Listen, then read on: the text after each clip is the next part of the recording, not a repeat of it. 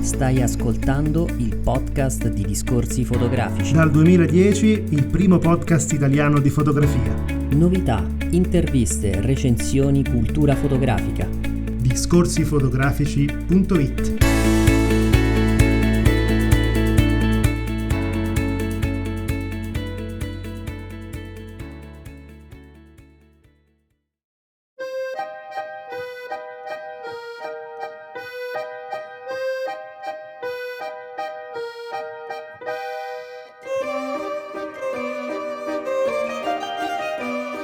Sabine Weiss était très drôle. C'était une femme qui aimait la vie.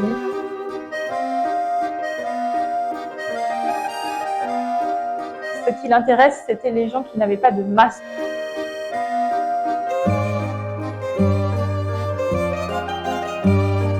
Et très généreuse en fait, avec un sentiment de solidarité entre les gens. Je pense qu'elle fait complètement partie de ce courant-là.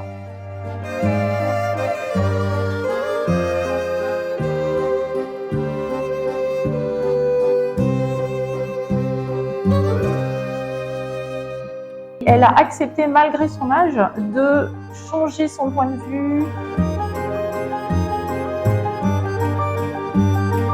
Notamment, Sabine Weiss a beaucoup travaillé pour l'OTAN ou l'OCDE ou le marché commun à une époque où la question de l'Europe se posait d'une façon très concrète, comment construire l'Europe.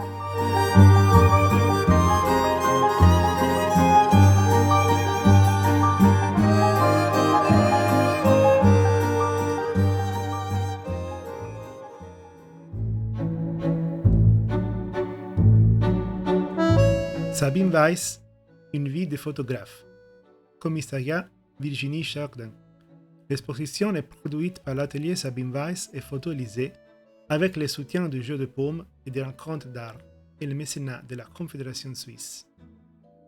Sabine Weiss est l'une des principales représentantes du courant d'après-guerre que l'on qualifie généralement en France d'humaniste et auquel se rattachent des photographes tels que de Robert Doisneau, Willy Rony et Édouard Boubacar. Reportages, illustrations, mode, publicité, portraits d'artistes, travaux personnels. Sabine Weiss a abordé tous les domaines de la photographie comme un défi, un prétexte, à la rencontre et au voyage. Une façon de faire de la photographie, de rencontres, de voyages, un mode de vie et d'expression. Cette rétrospective, à laquelle elle a contribué jusqu'à son dernier souffle, témoigne de la passion d'une vie et met à lumière les dominantes d'une œuvre en constante empathie avec l'être humain.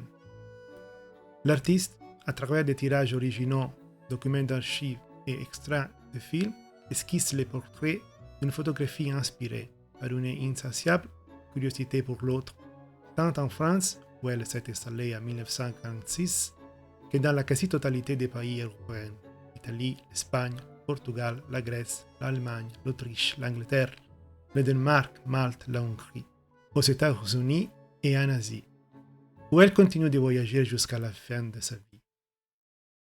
Écoutons maintenant, dans les paroles de Virginie Chardin, l'interview que nous avons effectuée au Festival de la photographie européenne à Reggio Emilia.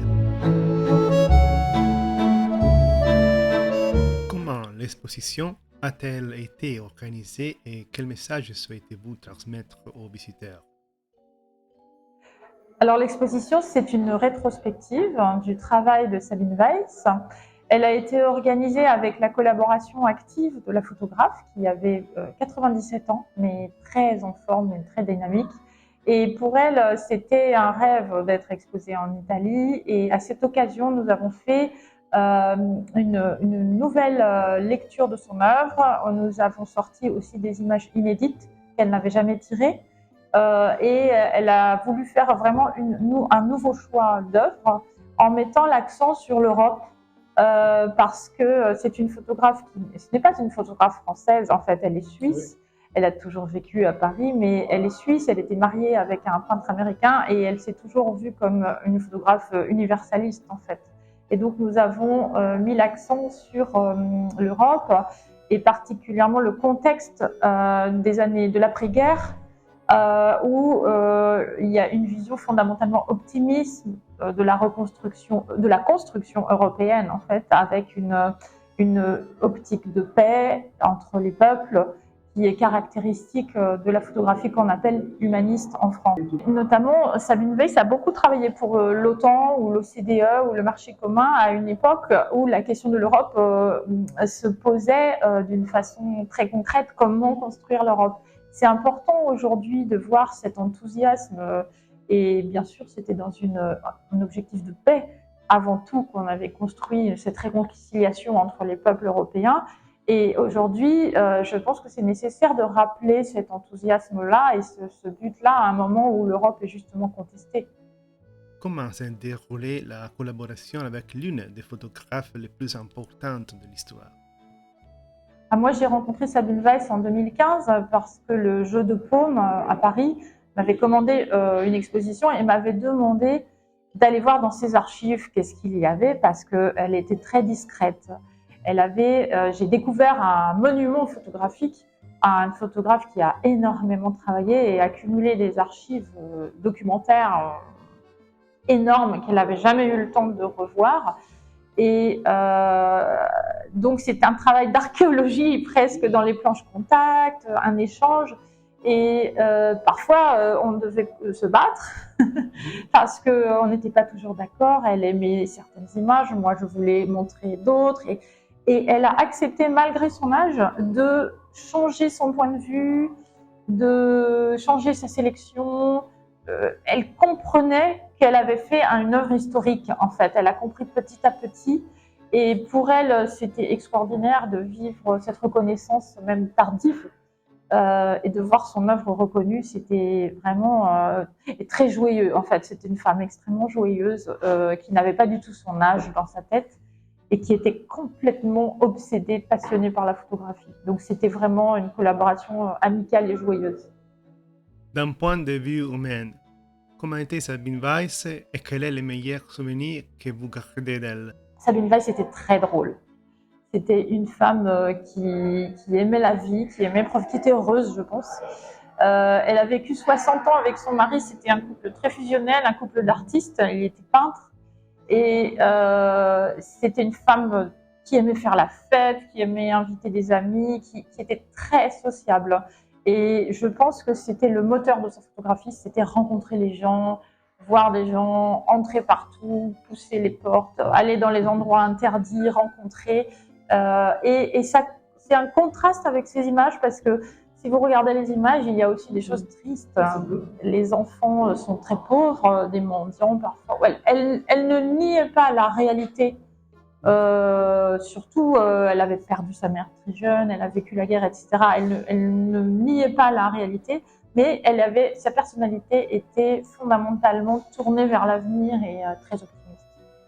En regardant les images exposées, peut-on dire que si pour Cartier-Bresson, l'instant était décisif, pour Sabine Weiss, il était poétique?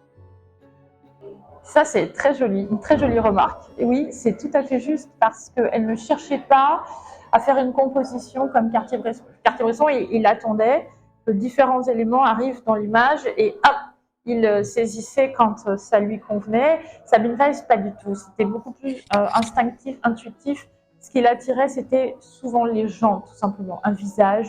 Elle cherchait pas même à bien cadrer. Elle dit, même la composition, c'était important. Après, quand elle faisait le tirage, elle choisissait. Mais quand elle prenait la photo, c'était quelque chose qui l'attirait très immédiat. Et si vous regardez les photos d'enfants, très différent des photos de Doisneau, par exemple. Doisneau, le garçon, il a une baguette. C'est comme un sketch. Elle, pas du tout. Ils sont un peu sauvages, les enfants. Elle prend des gros plans. Elle cherchait avant tout à capter l'expression, plus que la composition. Pour rester dans le thème de ce festival, qu'est-ce que Sabine Weiss a apporté à l'identité européenne à travers sa photographie? Je pense que vraiment, elle s'identifie vraiment à ce groupe de photographes français, donc qu'on a appelé beaucoup plus tard la photographie humaniste. C'est une photographie qui s'intéresse avant tout à l'homme ordinaire, à l'homme de la rue, qui considère que peu importe le statut social, peu importe la position sociale, mais ce qui l'intéresse, c'était les gens qui n'avaient pas de masque, pas d'artifice, et qu'on pouvait trouver aussi bien la même personne en Grèce, en France, en Espagne, en Italie, au Danemark, n'importe. Donc je pense que c'est une vision de l'être humain qui est très basée sur la solidarité, sur la communauté humaine, comme les autres photographes humanistes français, qui, à la différence du néoréalisme italien, qui est beaucoup plus sombre, beaucoup plus sans espoir parfois, et vraiment très dur, très cruel. En France, nous avons ce courant des années 50 qui a eu beaucoup de succès, parce que parfois il faisait sourire, etc. Une vision de la vie qui est comment dire, qui est très généreuse en fait, avec un sentiment de solidarité entre les gens. Je pense qu'elle fait complètement partie de ce courant-là. Que recommandez-vous aux visiteurs de l'exposition? Oui, peut-être je recommanderais un travail qui n'est pas du tout connu et qui est très fort, qui est le sujet qu'elle a fait sur les aliénées mentales. Ce sont des femmes qui sont pas folles, mais un peu perdues, et qui sont accueillies dans un village en plein centre de la France, dans des familles à la campagne. Et ça, c'est quelque chose qu'elle a photographié et après, elle l'a tout à fait oublié. Et quand on a sorti ces images récemment, on s'est aperçu que c'était extrêmement fort. Ça, c'est une partie plus sombre de son travail. Je ne sais pas pourquoi qu'elle avait un peu abandonné. Et ça, je pense que c'est une découverte. Il faut lire le petit texte qui va avec. Et c'est toute une histoire que j'espère un jour on pourra développer davantage parce que le sujet est tout à fait passionnant.